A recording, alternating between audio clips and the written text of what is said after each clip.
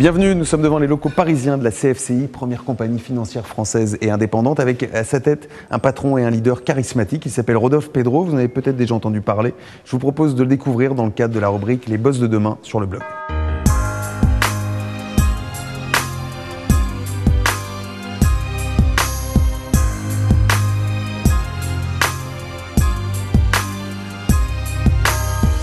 Vous faites partie de la promotion qui a réussi la 7e étape.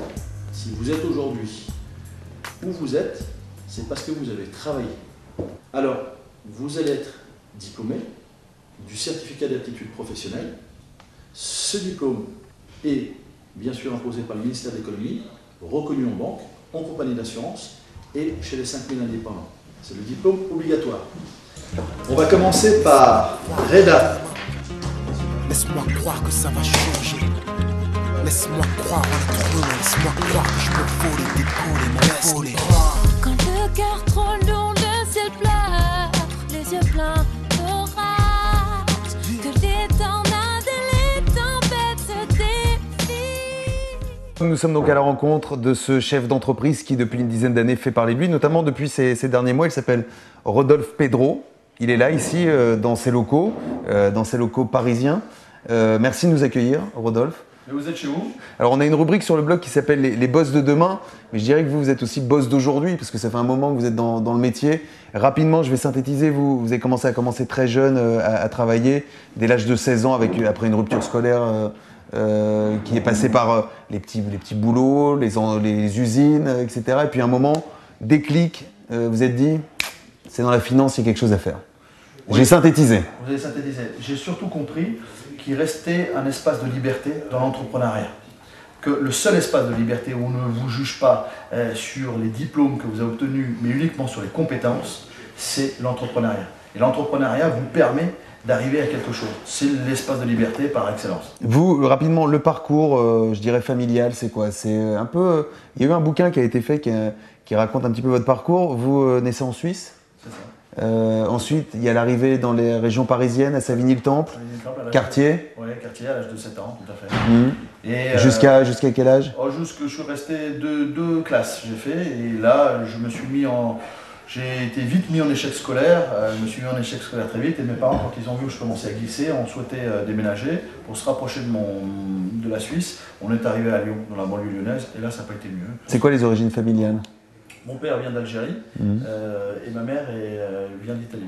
D'accord, donc mélange assez détonnant. Alors un mélange assez détonnant. Famille nombreuse Immigré, non, on n'est que deux. J'ai mon petit frère qui lui a percé dans le sport, qui est champion du monde de boxe, qui fait ça, et moi dans la finance, on n'est que deux. Vous êtes parti vivre et retourner d'ailleurs vivre en Suisse. Est-ce que justement, ça pose pas un souci quand on vit en Suisse de s'intéresser aux problèmes des quartiers en France? Fred, parce que le vrai problème, c'est pas d'habiter en Suisse, parce que j'y suis né en Suisse.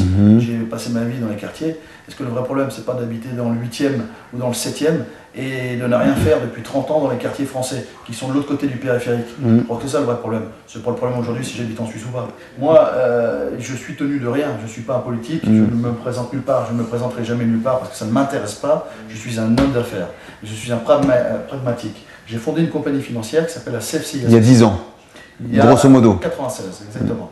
Un peu plus de 10 ans. Et ma volonté a toujours été de donner la chance à des gens issus de tout milieu et de tout horizon.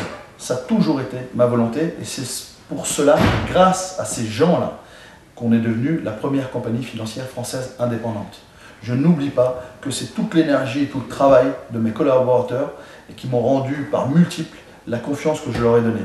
Et je le dis encore et toujours, les chefs d'entreprise, comprenez, mes confrères, comprenez qu'il y a des pépites dans nos quartiers.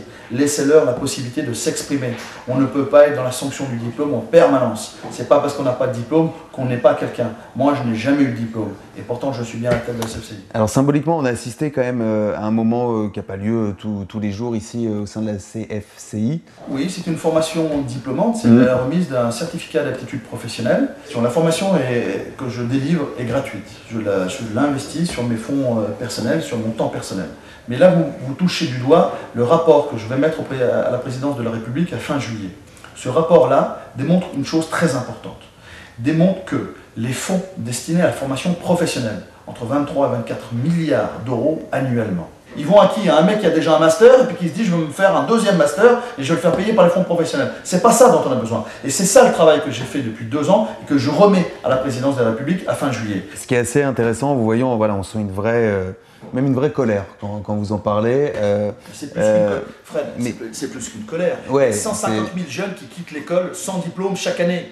150 000 jeunes, on le sait, on l'a quantifié, on l'a compté, on l'a comptabilisé. Et qu'est-ce qu'on en fait? On n'en fait rien. C'est plus qu'une colère. Mais qu'est-ce qu'ils vont faire ces gamins sans diplôme si en plus de ça, les employeurs ne veulent pas les signer? d'où vous vient justement cette colère? Parce que quand on écoute votre parcours, on voit que voilà, vous êtes autodidacte, vous en êtes sorti, vous avez monté une société qui marche plutôt bien depuis une dizaine d'années. Pourquoi est-ce qu'il y a encore cette colère-là au bout d'une dizaine d'années, alors qu'évidemment, et surtout dans la finance, on a une idée des financiers, quelqu'un de très individualiste, qui pense très peu aux autres, qui pense plutôt à s'enrichir personnellement. Pourquoi il y a cette colère? Pourquoi il y a cette envie aussi de partager, voilà, de partager cette réussite avec d'autres personnes?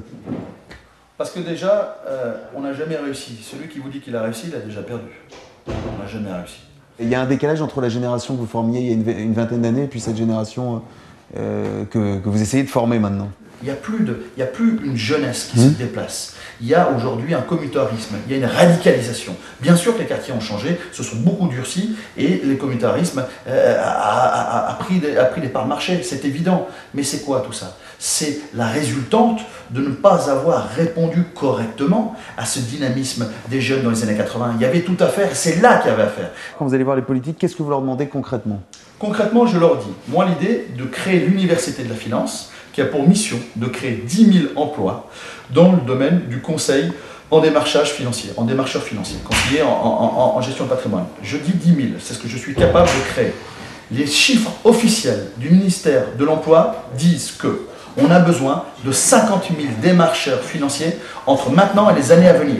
Le recrutement principal des gens qui vont bosser pour vous, pour CFCI, il se fait donc principalement dans les quartiers ou c'est ouvert à tout le monde? À tout le monde. Jeunes, vieux, noirs, blancs, à tout le monde. Ceux qui veulent bosser. Les femmes, les hommes, il n'y a pas de problème. Bon, qu'est-ce qu'on peut vous souhaiter dans les années à venir? Rien. Souhaitez juste le fait qu'on ouvre l'université de la finance. C'est la Ça, c'est important. Ça, c'est un vrai combat. C'est le combat de ma vie. Ça, c'est un combat. C'est le combat de ma vie.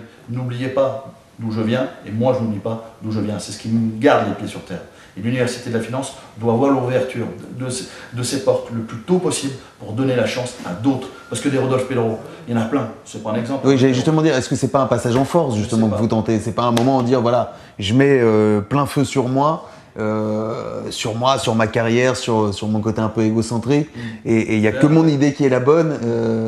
Est-ce qu'il y a d'autres idées? Est-ce que vous associez avec d'autres personnalités de la finance ou d'autres chefs d'entreprise? Personne ne peut rien faire. Mais qui en a à faire quelque chose des jeunes non diplômés d'origine étrangère dans nos quartiers? Arrêtez vos conneries. Mais s'il n'y a pas un fou comme moi pour faire quelque chose, qu'est-ce qu'ils en ont à battre? Ça fait 30 piges qu'on fait rien pour eux, à part leur filer un coup de peinture de temps en temps. Alors égocentrique ce que vous voulez, mais je vais vous dire, s'il y en a un autre qui veut prendre ma place, il le prend, puis je rentre chez moi. Hein. Pas de souci, moi. Merci Rodolphe. Merci à vous. Et bon courage. Merci surtout. Bon courage pour la suite. Merci. Et pour cette initiative. Merci. Voilà, pour avoir plus de renseignements sur ce que propose Rodolphe Pedro, sur ce qu'est la CFCI, et pourquoi pas proposer aussi vos candidatures, vos CV, il y a une adresse mail qui figurera sur le blog et que je peux vous communiquer maintenant, qui est contact.lyon@cfci-associé.com, l'adresse que vous retrouverez évidemment dans le petit papier du blog qu'on vous propose au-dessus de cette vidéo. A très vite pour de nouvelles infos, de nouveaux boss de demain ou d'aujourd'hui, c'était le cas avec Rodolphe Pedro. A très vite sur le blog. Ciao.